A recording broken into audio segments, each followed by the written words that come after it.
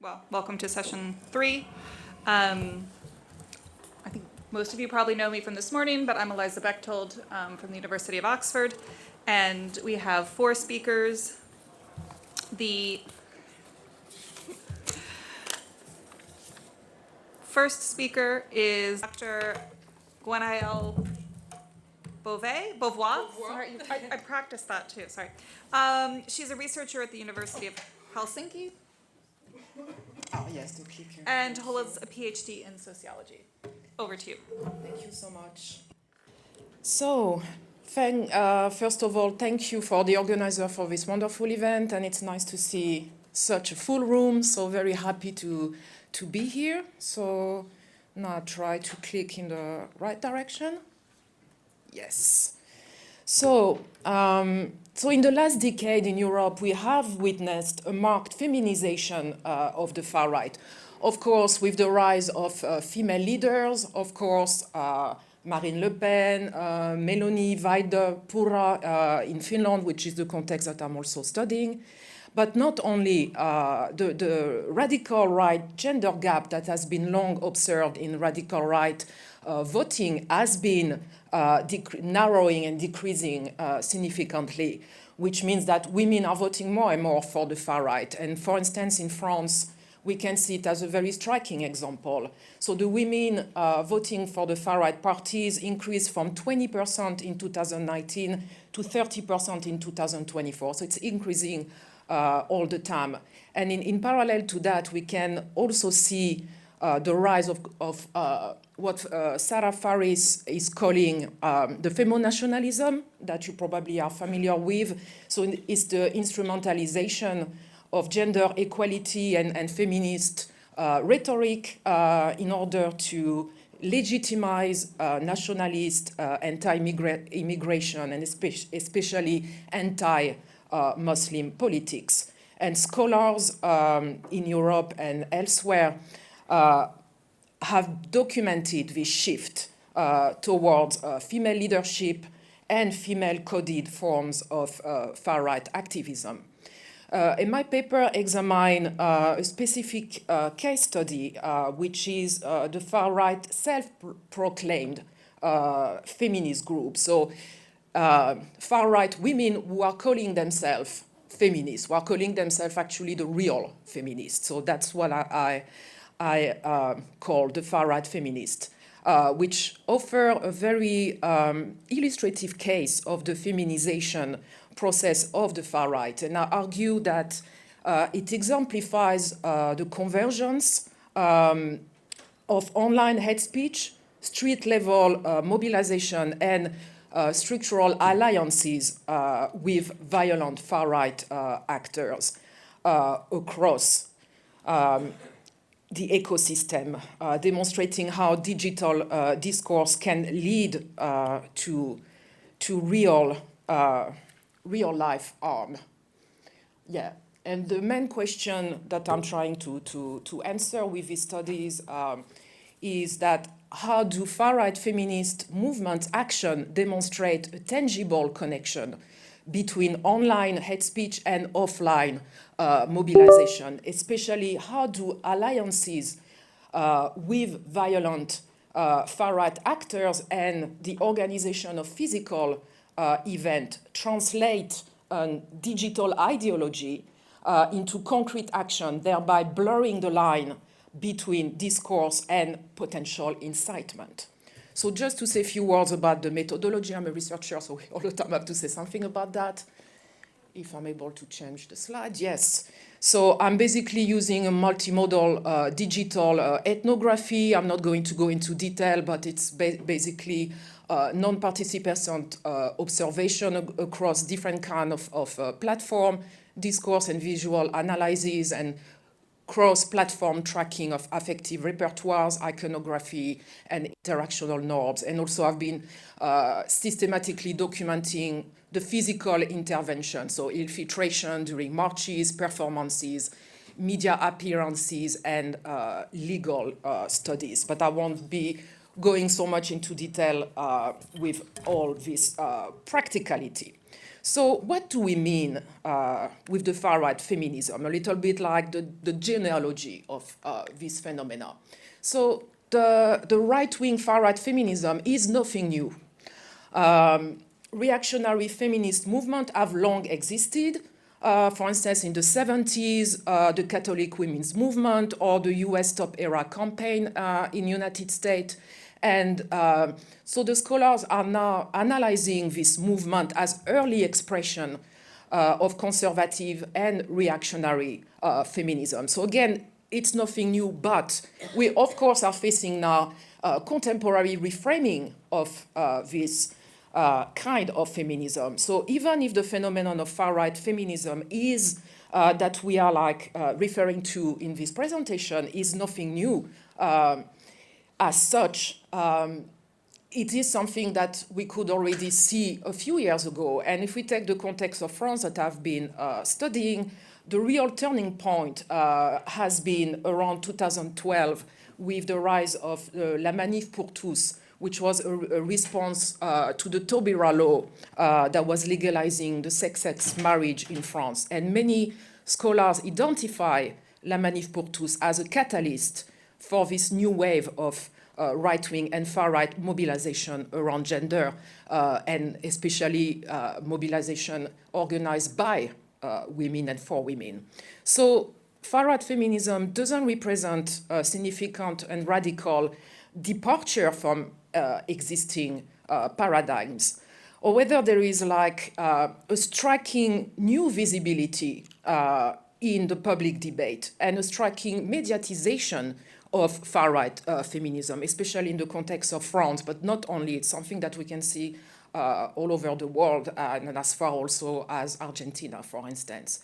And according to some, the movement is unique in a way that it's the first far-right women's movement to be founded by women and in the name of women, and to have gained momentum. And that is, of course, something important that makes it really contemporary.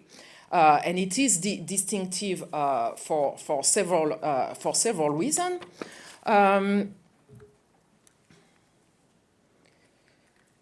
So I'm this is the collective that I am studying. It is, I don't know, maybe some of you have been hearing about this collective Nemesis that was founded in 2019, and it's named after the Greek goddess of vengeance. And it was founded by a young group of women, very young, like some of them, they were even under 18, and they were rejecting the leftist dictate of traditional feminism, and they present themselves as being the island where the castaway of feminism can take refuge, and as whistleblowers, and also as an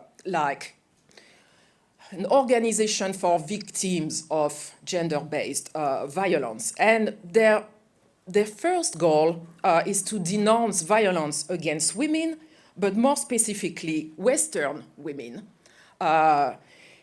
especially against the violence they face in the hands of foreign men. So their idea of women's protection is quite limited. And as I said, they've gained really a lot of visibility and traction, and there are several reasons for this. No, I'm going in the wrong direction. Yes, there it is. So there are several structural factors to explain their rapid growth and visibility in France, but not only. So first of all, they receive a lot of financial and media support from far-right and right-wing media moguls like Vincent Bolloré and Pierre-Édouard Sterrin, that gives them a lot of access to mainstream media, for interviews, for being commentators in a lot of TV show, radio show, and so on. They also have very professional communication strategies. So they have very well crafted aesthetics, coordinated intervention and high production value content that circulates very widely on many different kind of platforms.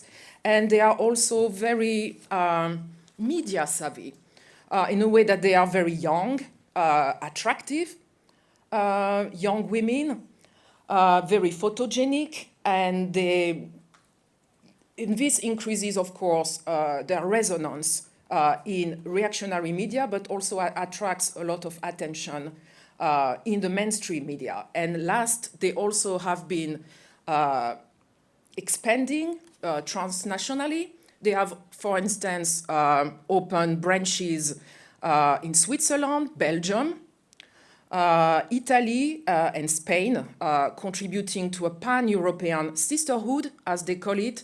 And they also have collaborated with similar female far-right activist group, but also in general identitarian far-right groups throughout Europe. So they are not operating, all of that to say that they are not operating in isolation. I hope now I'm able to, again, yes, I was too quick.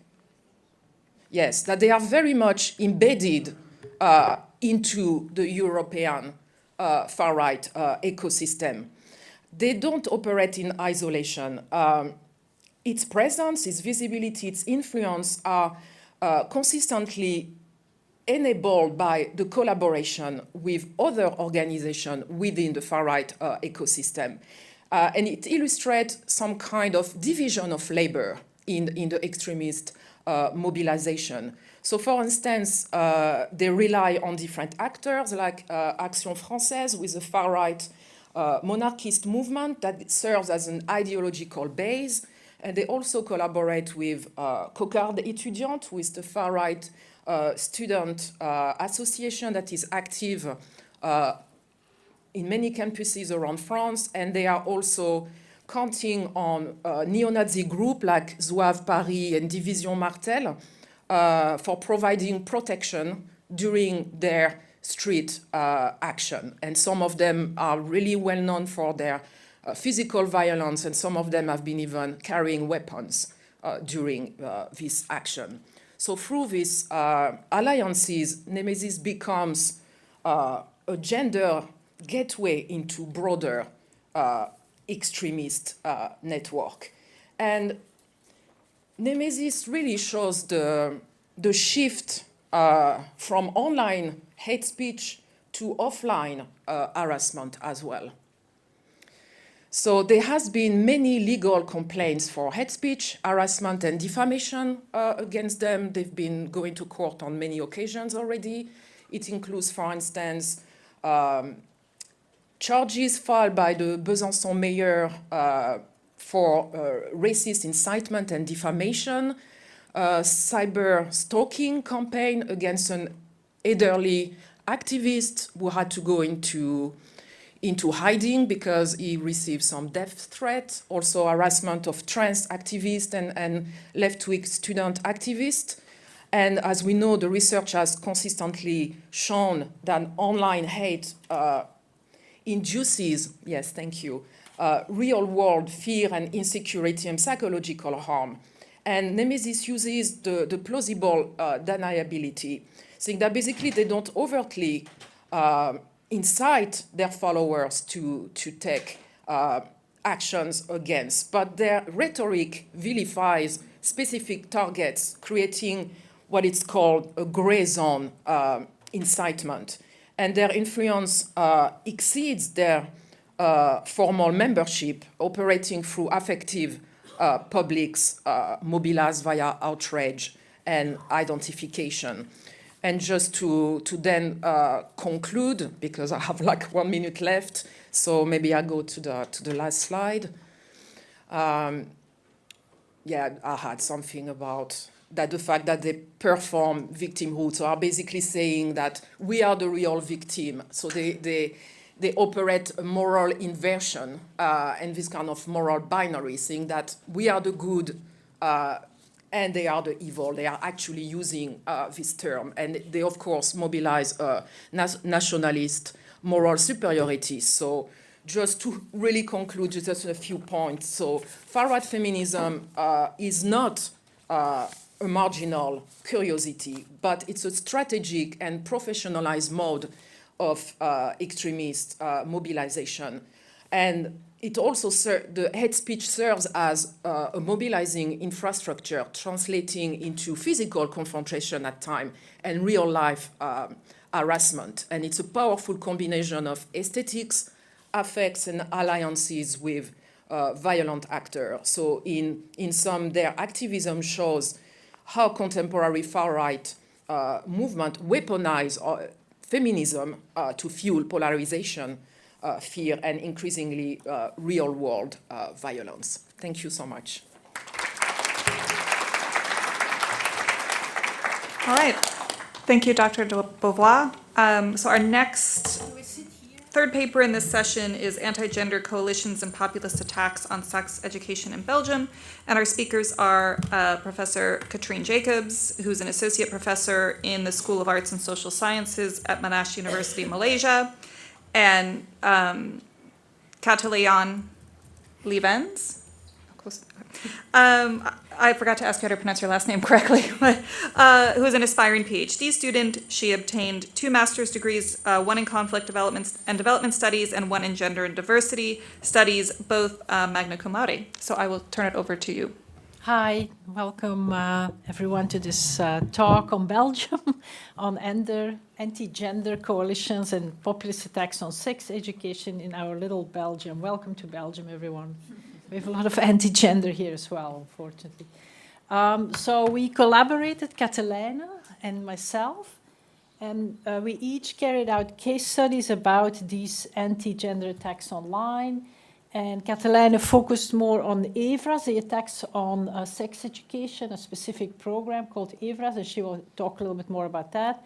And at the same time, I was focusing on attacks on the genderbread cookie, genderbread person, in Dutch called genderkoek. So this happened before and during the federal elections, both in Belgium and the Netherlands. I also mentioned the Netherlands because a lot of the rhetoric taken up in Belgium actually was already pioneered in the Netherlands.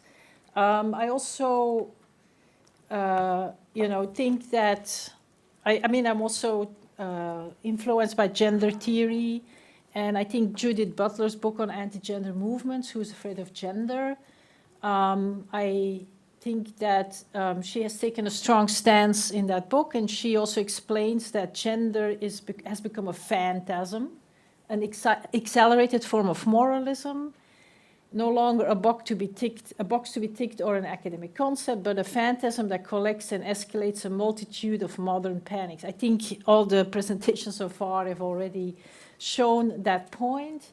But it also is very hard to deal with phantasms. I think it is true that we see these things, emerging. We see it really affecting individual society. And so the question on how to counter a phantasm, or coming up with a counter phantasm, or just deconstructing a phantasm, is a very difficult one. But anyway, the one we are dealing with is the phantasm that children would be sexualized through emancipatory sex gender cultures. And so, for instance, as Katelijne will also explain, there is this idea that schools and sex education will sexualize children. It's a very common idea through misinformation campaigns.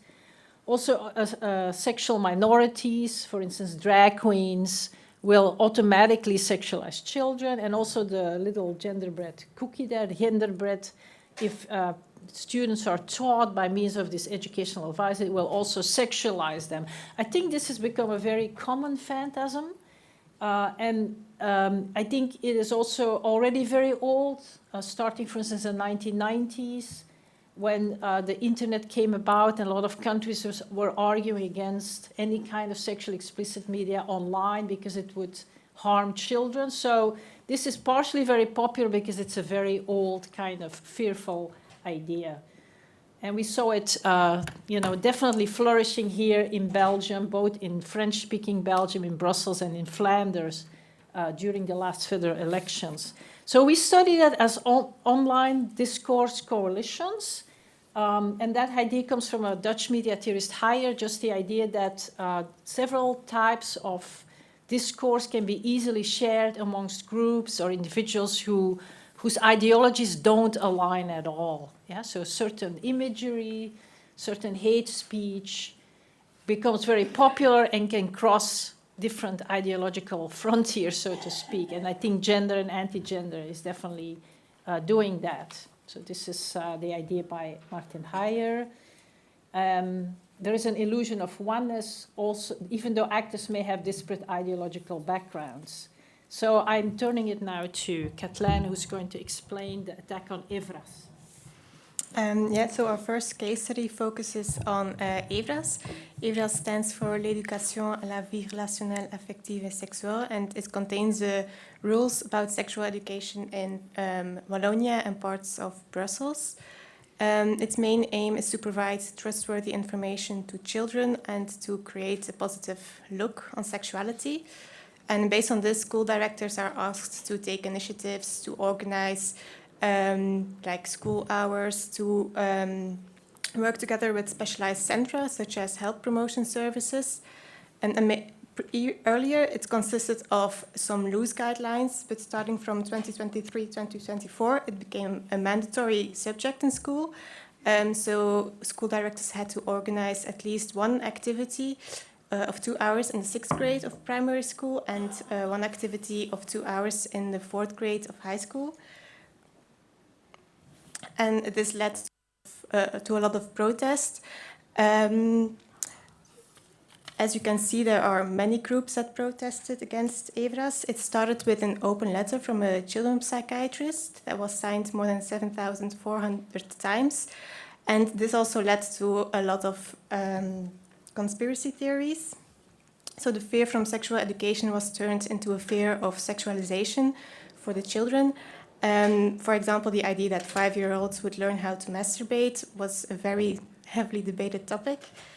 And the coalition against Evras was quite unusual. It consisted of many groups that are often seen as complete opposites, but they were now able to unite as a front of conscience against this one big evil. So there were 5 main groups, as you can see on the screen. The first one was led by Radia Oulepsir, and she had the support of 7 Belgian Muslim organizations. She's also famous on YouTube under the name of Omri Omri.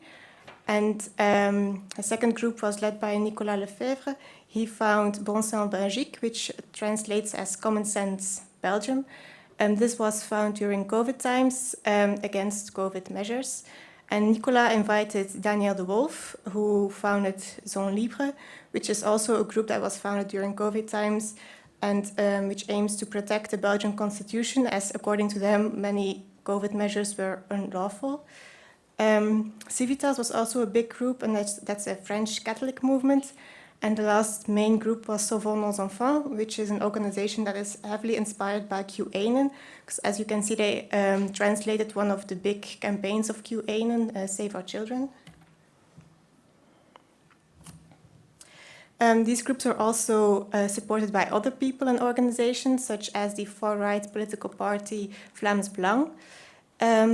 At first sight, it might seem that they are ununitable and might even be a bit hostile towards each other, like the far-right political party working together with the Muslim organizations.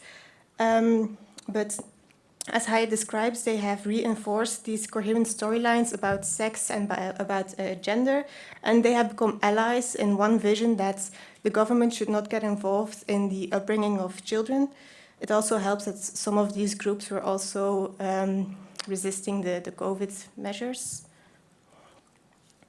And as you can see, also many news outlets were very eager to report on this strange coalition. The groups themselves were also very active on social media and on their websites. They even went as far as to call for parents to take the children out of school altogether as a form of protest.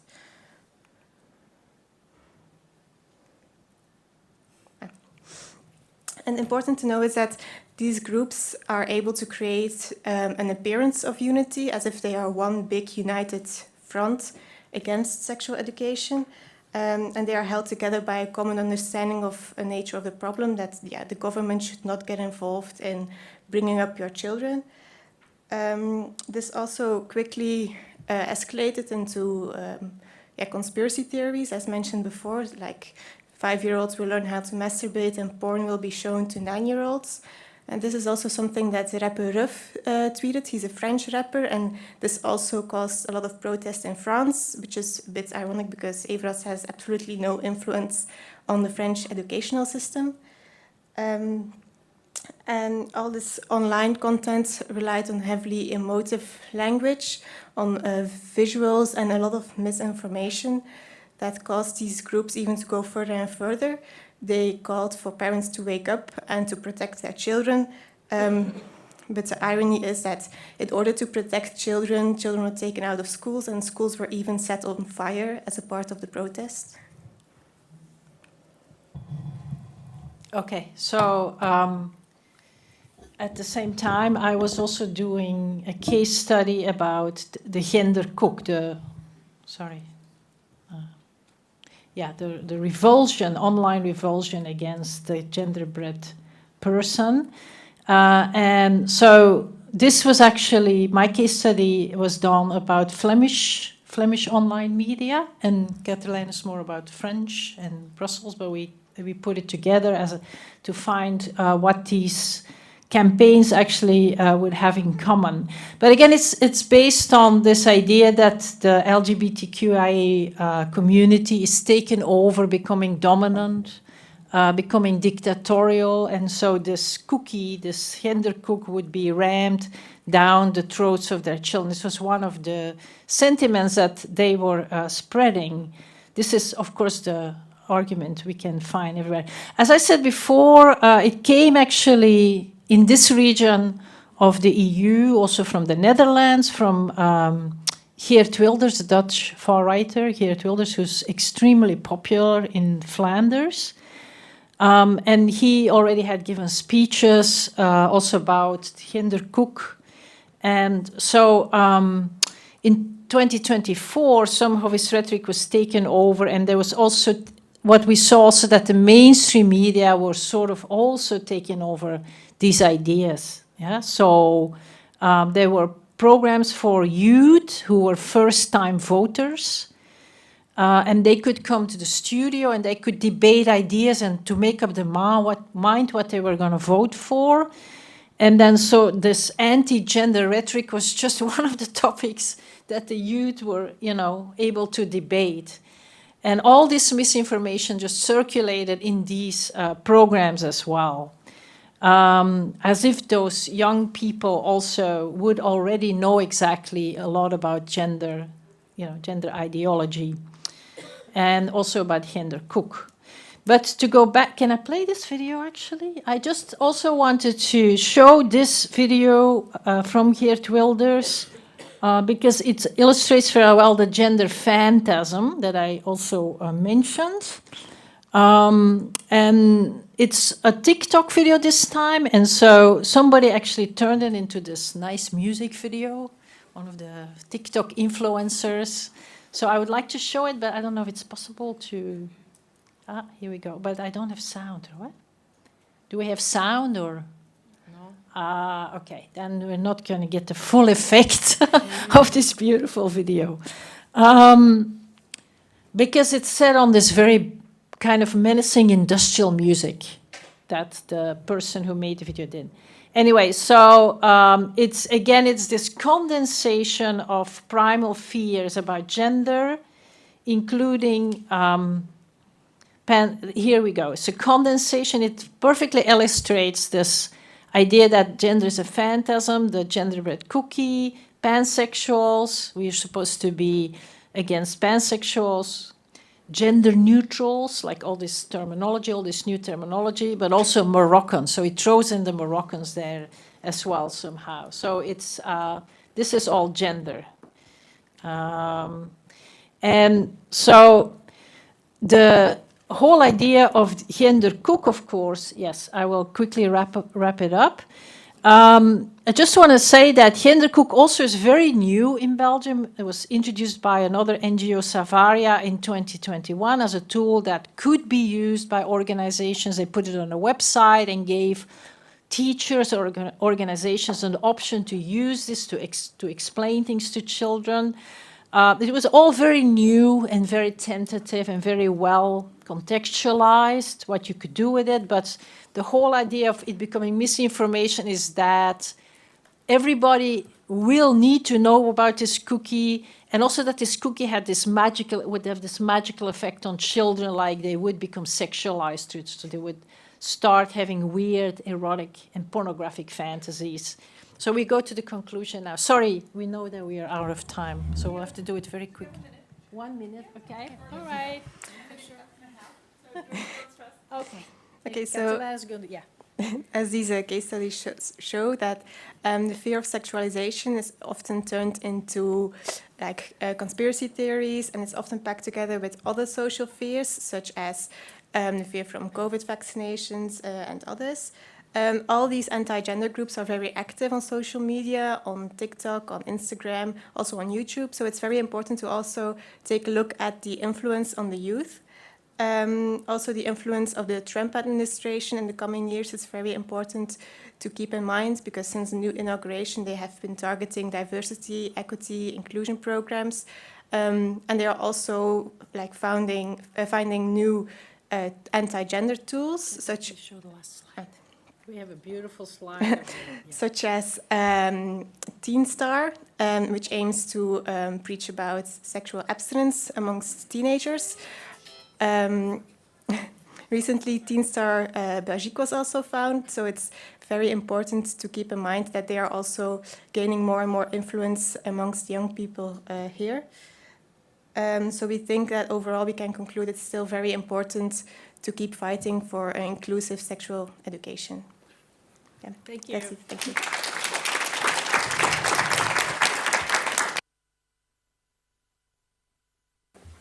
All right, our fourth speaker is online. Thank you so much for the opportunity for having me here. I'm very honored to share this presentation with you all. I'm very, very excited. Thank you to the editorial board, organizing committee of Echoes of Hate, to the chairwoman for the opportunity to be here. Good afternoon, everybody. I'm Renzo Diaz-Yunta. It is a real honor for me to be part of this conference, joining you from Latin America, specifically from Peru. And I would like to begin with a simple but uncomfortable question.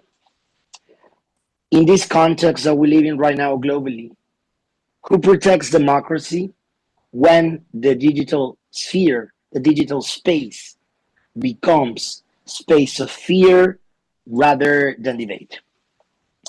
Let's take a look at what's happening online. Over the past 2 decades, social media platforms such as Snapchat, WhatsApp, Facebook, TikTok, Instagram, Telegram, Discord, they have dominated the public space. They have radically transformed how we communicate with each other, how we can organize, and how we can participate in public life. They have allowed us the opportunity to stay connected, just like we are right now. I'm in Latin America, you guys are in Europe, but we are able to communicate, we are able to engage in real time. Social platforms, social media, they have allowed us to democratize access to information in ways that, let's say, 30 years ago, they were thought to be impossible. A generation ago, even worse. Voices once excluded in the public mainstream discourse, such as activists, ethnical minorities, dissidents, now have a space to be visible, to hear their voices loud and clear, to have the possibility to spread their ideas, their opinions, their messages. But alongside this democratic promise, we do have a problem. Another reality has emerged. We live in a world in which we have a polarized society. We can choose a topic, people are going to have opinions, but sometimes these opinions can lead to discrepancies that go beyond the democratic ways of expressing that dissent. And that usually can contribute to make our societies institutionally fragile. We have these social media platforms that are wonderful for communicating, but they can also amplify voices that can weaponize their messages against others who think different or who are different, and they are intimidated, harassed, or even silenced. Online hate speech nowadays no longer stays online. It shapes public opinion, delegitimizes democratic actors, and increasingly puts lives at risk. Let's look at the tragedy that just happened in Australia.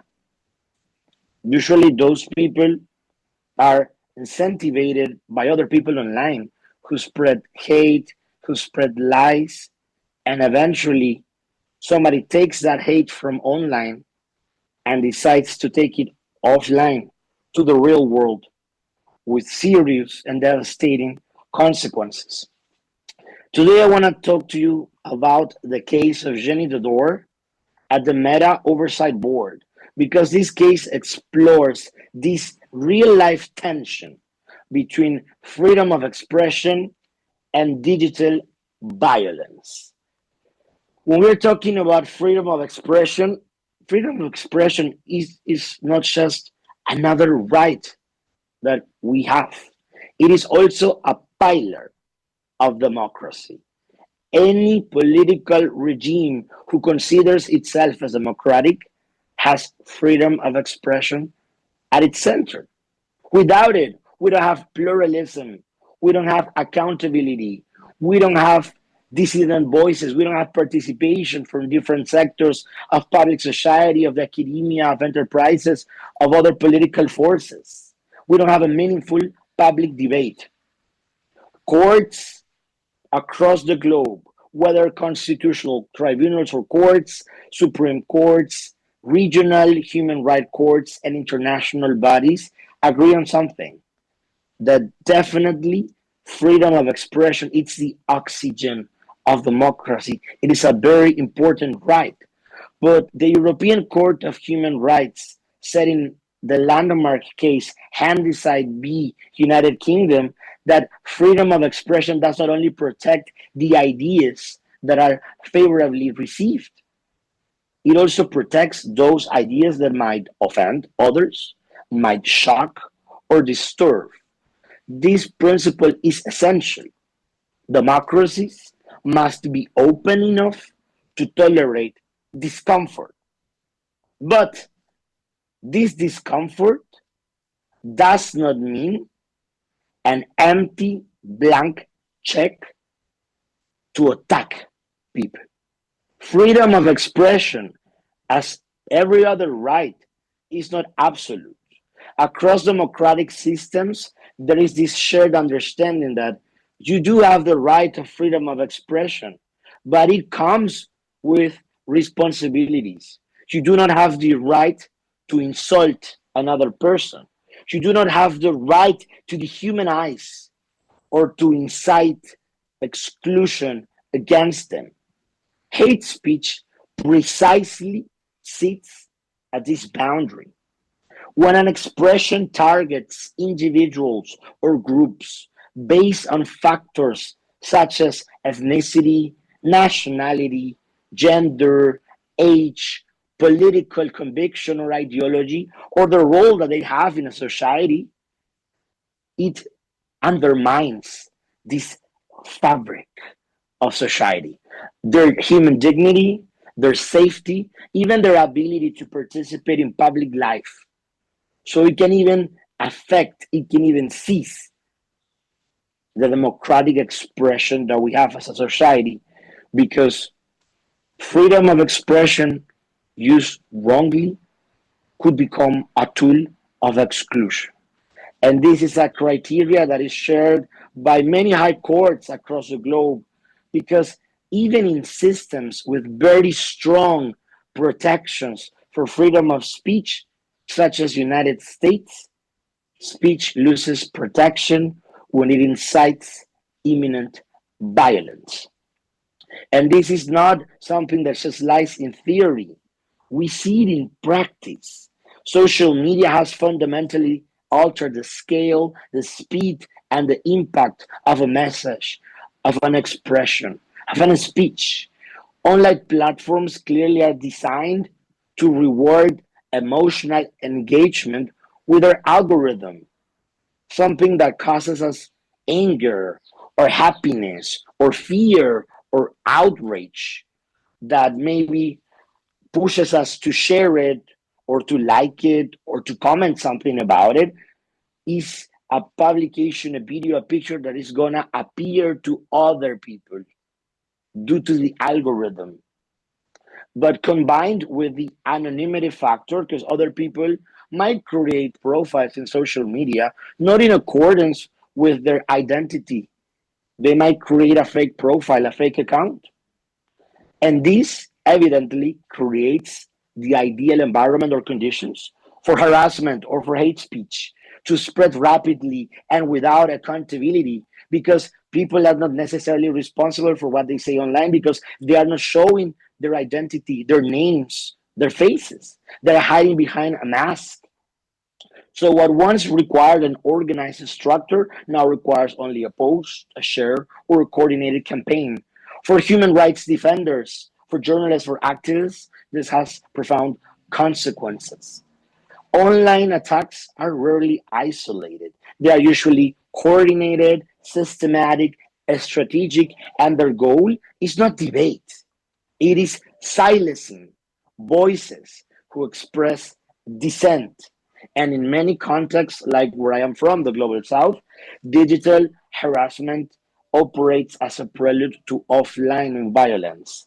And this is a context in which we might analyze, in this specific case, the Jenny Dodor case that I'm going to develop a little bit further. Jenny Dodor is a Peruvian human rights defender. She's a woman who was the executive secretary of a national coalition of human rights organizations in my country, in Peru.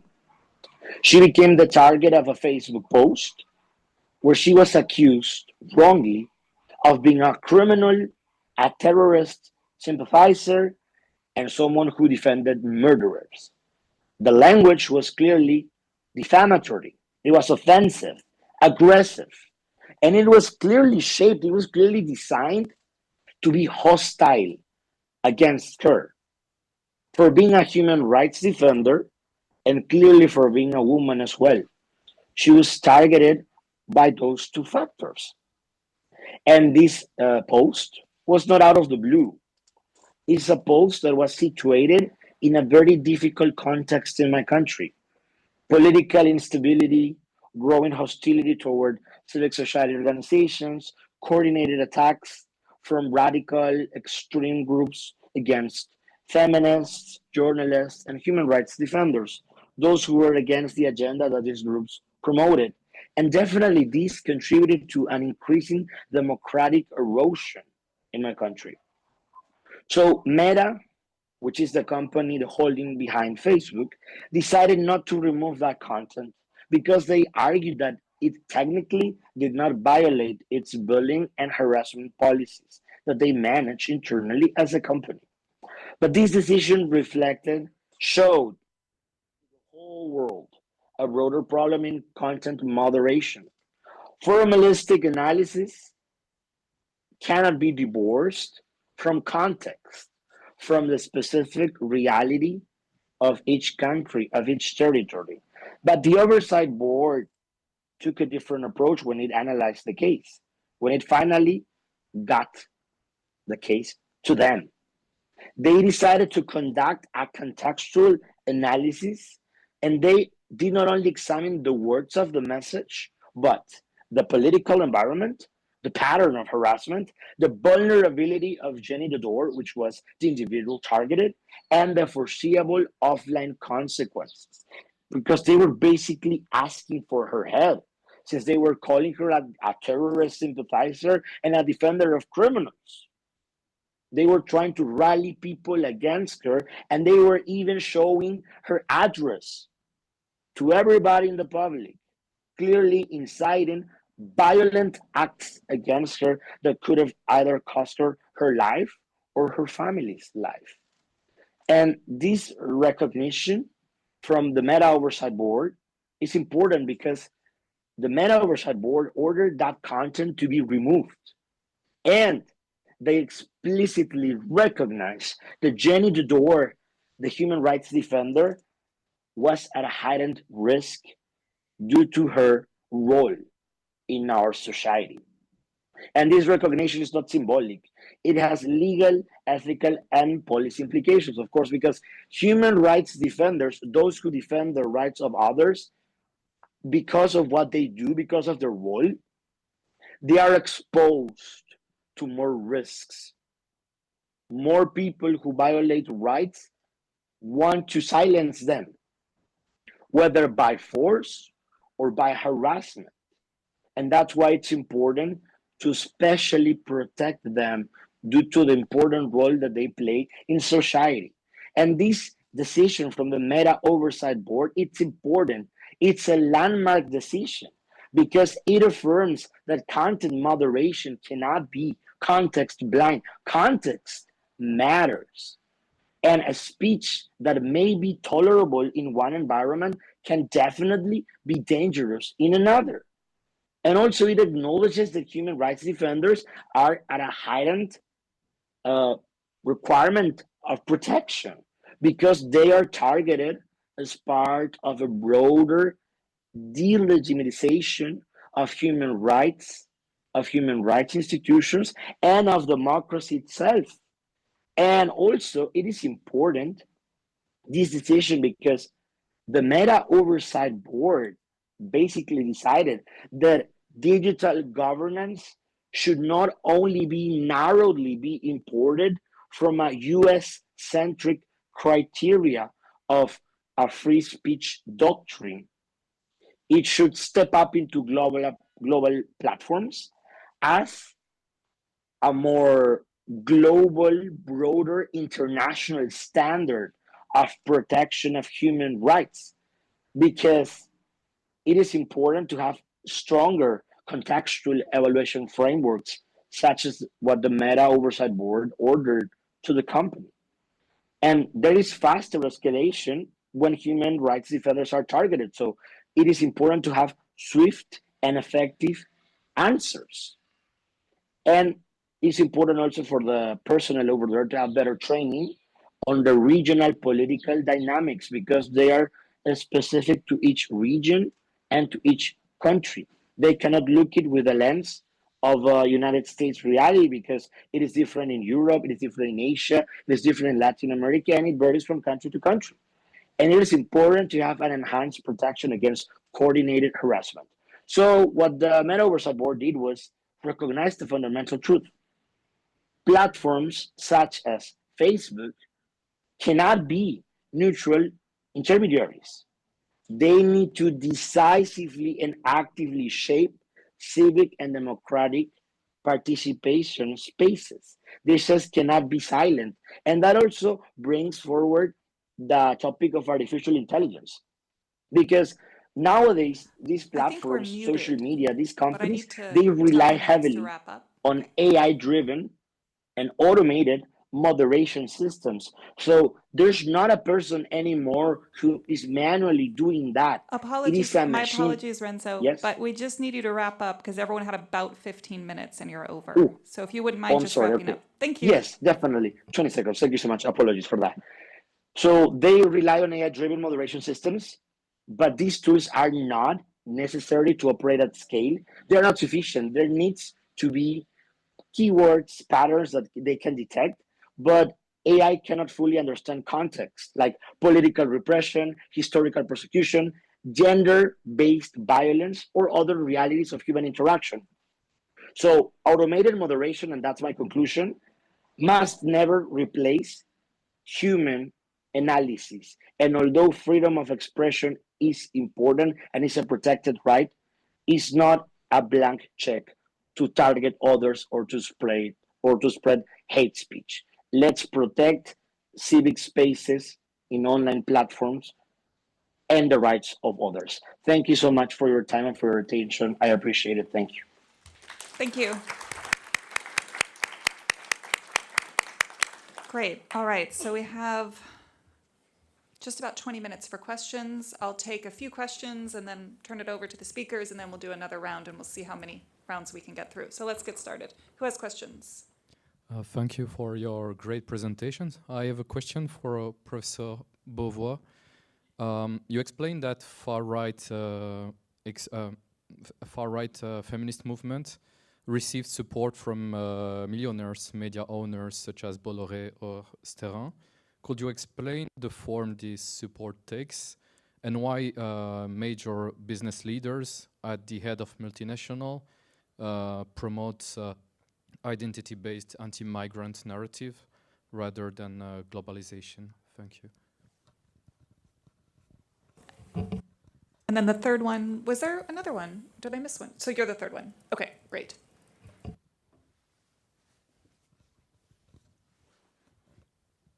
Hello. Thank you for your valuable speeches. My question is, when we look at the today's rhetorics, when it comes to far right, it's quite observable to see there's a desire to bring back some old, ancient Greco-Roman values into today's mindset, as the Europe is on fight against some different agents, such as foreign men, feminization, political hypocrisy, you call it. While these ancient Greco-Roman times were being seen as the good old times and the peak moment of so many things, such as the war-making arts, aesthetics, history, and some other stuff, the way the terms of woman being addressed was quite debatable, because the woman was being seen as the inferior of men than men. And when it comes to political participation, we were seeing that women were not able to vote for the important matters. They were seen equal to children and slaves.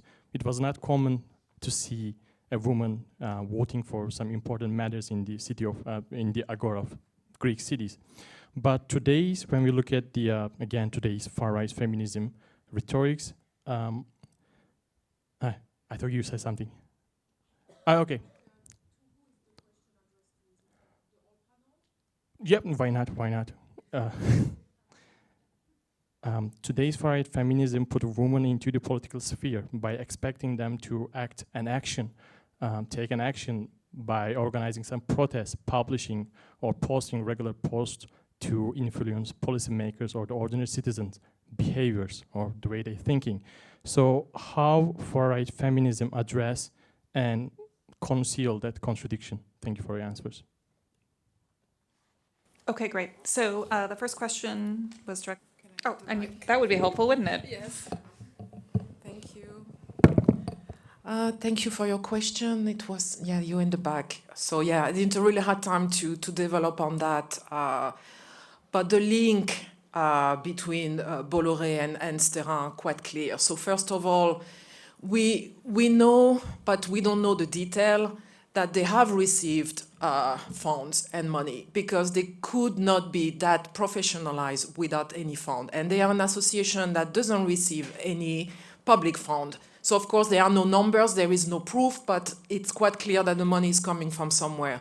And in terms of influence, they do have a lot of visibility in a lot of media outlet that belongs to the Bolloré media sphere. So they have access to many medias, like in terms, as I said, of like being interviewed, to have even their own program on certain of his channels.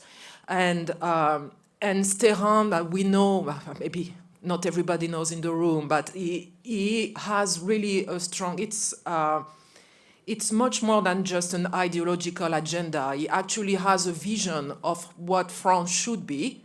And for him, he wants the France to go back to the way it was. There is a lot of references to Catholicism. So it's a very civilizational like conquest that he wants, and he's been putting millions of euros in order to reconquer France and make it the way he wanted to be. And he has been clearly also giving money and giving space for that type of group, including the Nemesis Collective. So it's quite clear that they are getting a lot of traction, and that's why they have been able to reach an audience that hasn't been reached before by any group of that type. And why, you may ask, like, why are they doing that? It's clearly they have a very strong ideological agenda, and even it's a reconquest. And for them, they are instrumental. It's part of a strategy, and they think that these young women, they are able to attract an audience that maybe other actors from this milieu wouldn't get. So for them, it's quite clear that, yeah, we are going to help them because they are useful for our quest. I hope that answers your question. And there was the other question, but I'm not sure to who it was, like... I can actually say something, but it was a more general question, I think. But I think it's interesting to think of the work of Naomi Klein. She wrote a new book called Doppelganger. I don't know if you're familiar with that. It was a lot about conspiracy theories. And one of her arguments is about mirroring tactics. So the right, a lot of the far right, also the far right feminists, far right women, are also mirroring the discourses, the tactics, the ideas of the earlier left-wing feminist movements. And how complicated it is. There's also a gray area where actually if you look at the ideas purely, you would see overlap, you know? And so, for instance, you mentioned gender-based violence, right? So I was, so the group Nemesis also focuses on gender-based violence, that they're can be victim. Absolutely. Which I think is the perfect idea of that as well. And it's very hard. It's one of those, it's a bit like what we were talking about, the sexualization of children. Is if you focus on victimization like that of the vulnerable people in society, it's really easy. I mean, it's an easy tactic to gain a lot of support, as a matter of fact. And at the same time, they're called nemesis, which is vengeance. Which is very aggressive. So they really combine this focus on vulnerability and being aggressive. I think as such, that's also something we've seen in left-wing feminist. I mean, left-wing is also a vague term, of course, but earlier feminist movements. So your question is quite difficult in a way, to see how you can distinguish that and what values you can bring on board to distinguish these new feminists from these older feminists. Of course, we can do this, but the rhetorics are very slippery. Yeah? Yeah, thank you. Yeah, if I can just briefly comment, I totally agree with what you said. And it's even difficult to see them as they are. And they've been, for instance, interviewed on the BBC, because they can also speak English, which is rare for French people. They've been interviewed on the BBC to comment on the Pellico case. And they introduced them as a feminist organization fighting for gender-based violence. No, they didn't even check that they were actually from the far right. So that tells how they are able to blur the line. And you mentioned, how can they reconcile the fact that the far right is usually considering women as lower, and there's a lot of anti-feminism? So it is, like, how do they play with that? It's really interesting, because at the same time they present themselves as hyper-feminine. They are extremely pretty. A lot of them are even using cleavage, let's call it as it is, to have this really like attractive image. But at the same time, they are presented by the far right, and also they consider themselves as warriors, that they are like the fighters, and they are actually very much admired within the far right milieu that is, as we know, very masculine and very male-oriented. So they are playing with that, and they are trying to navigate it, and it seems to be working for them. But yeah, from the outside, it's quite hard to see how they can reconciliate the image that they have and who they are as women. So I don't know if that answers your question, but... So thank you. And please welcome me in thanking all our speakers and just, yeah, just.